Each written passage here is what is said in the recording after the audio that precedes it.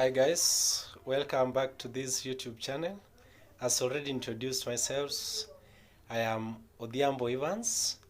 I'll take you through African historiography, which is one of the major debates which has been put forward by various writers of Africa and those of Europeans. So it's a mode of contention between the Europeans and Africans, whether Africa had got a history and whether this history is much more reliable on the written sources that the Europeans claim. But we find that most of African history is much more beyond what the Europeans considered to be history. We begin. Since the later 19th century, the study of African history has undergone radical changes.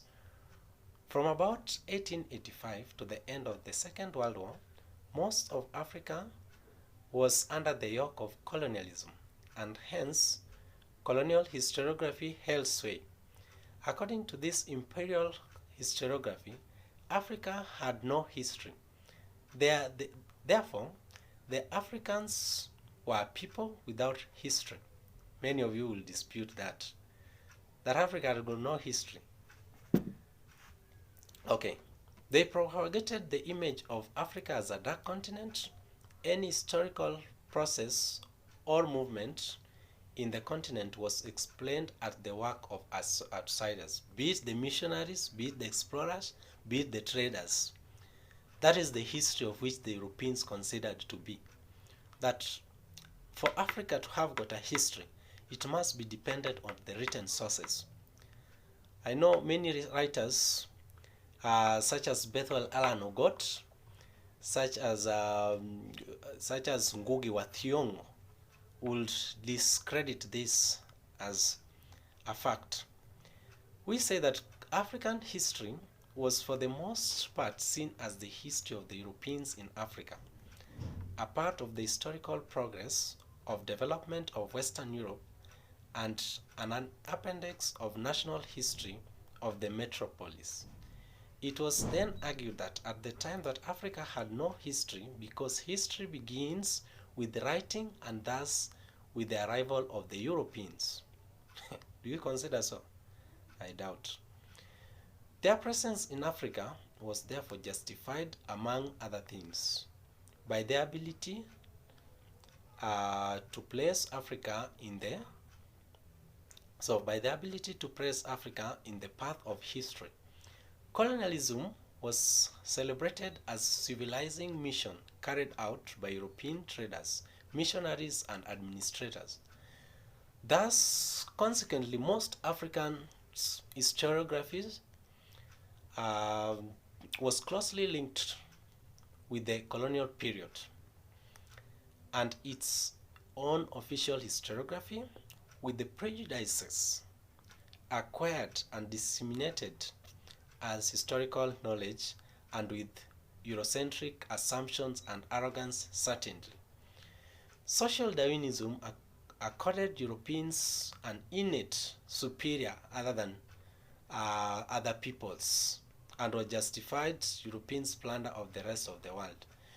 Now that social change, the social Darwinism, which was exhibited way back, an explanation about the superiority complex, placed the Europeans at the center of any other race, that the Europeans are so superior in their cultures, in their language. So it was the ideas of the Europeans to civilize their little brothers, in quotes, to say Africans, to say the other people from other continents, those of Latin America, those of Middle East, those of Asia, and elsewhere.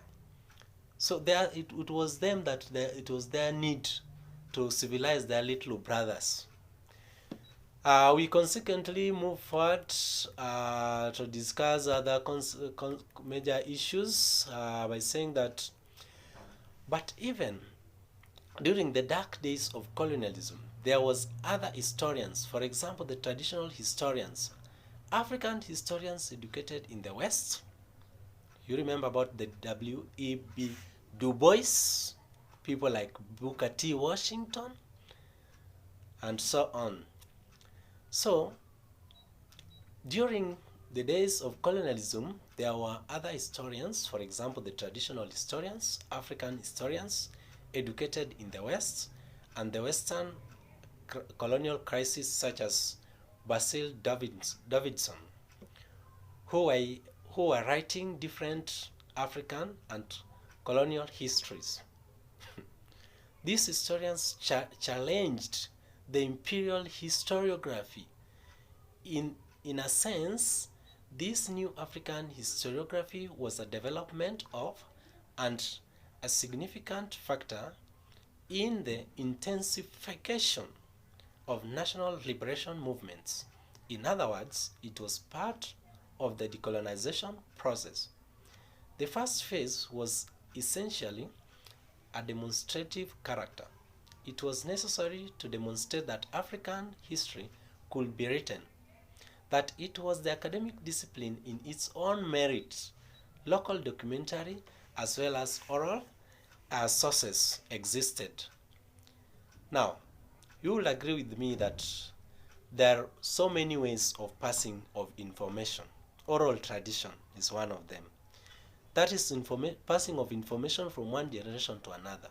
And that existed way much back, even before the Europeans gained entry in Africa to exploit Africans in one way or the other. There existed sociolinguistics.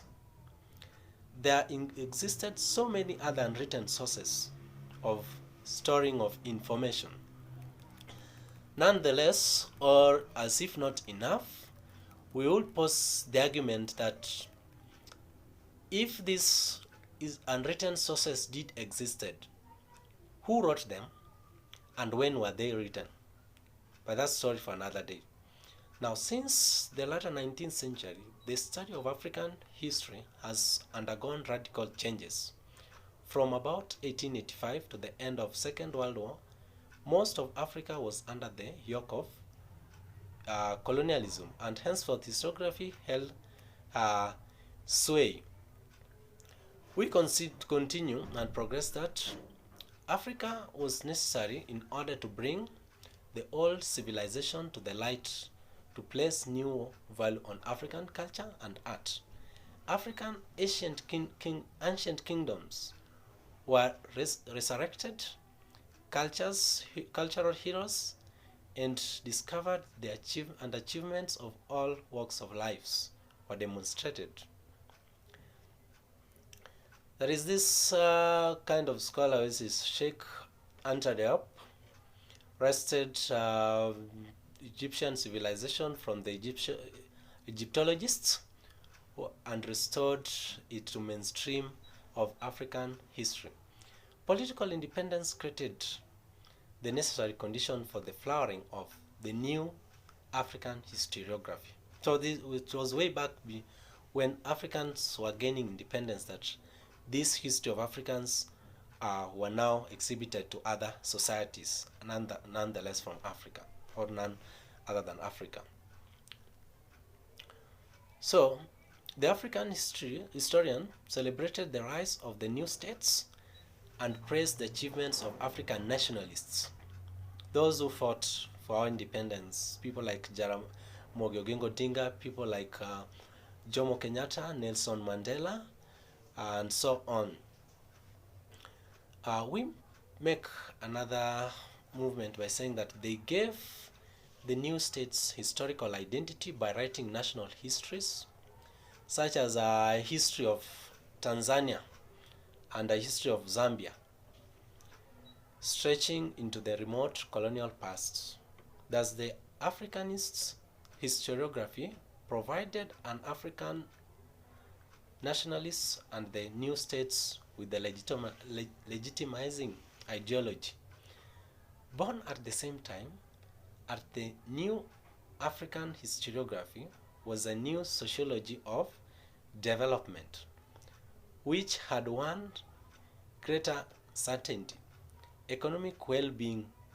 Now, there is a little of what Kambarage Mwalimu Julius Nyerere provided under the economic liberations or the economic well-being of Tanzania. Since then it was Tanganyika. The Ujamaa villagization. Remember, this was a history and a product of both written and unwritten, because so many societies, unlike like the Tanzanians or the Tanganyikans since then, had got most of their nationalists striving to bring up the country. The Ujamaa villagization was meant to create to enhance development through the small societies in Tanzania and move together, because togetherness, they will do so many other things in the attempt to eradicate poverty and other economic development models. So this modernization theory, which is put by the West as an economic development of those nations of Africa which was coming forth, had its counterpart in the liberal historiography, which interpreted the whole of African history in the development perspective. Let us turn and say that this liberal historiography and modernization theory were everything in the ascendant in the middle of 1960, flavoring an ordered decolonization through agreement rather than armed struggle. Let us look at another interesting bit, which is the decline of the liberal and nationalist version of African history and in the middle next time. Please, before we end this discussion, kindly subscribe and let us make follow-up, please, on the next subtopic that I will engage you in, and that is none other than the decline of liberal and nationalist version of African history in the late 1960s and 1970s. More interesting of it, African historiography has undergone a lot of radical changes. Thank you and goodbye. Please subscribe.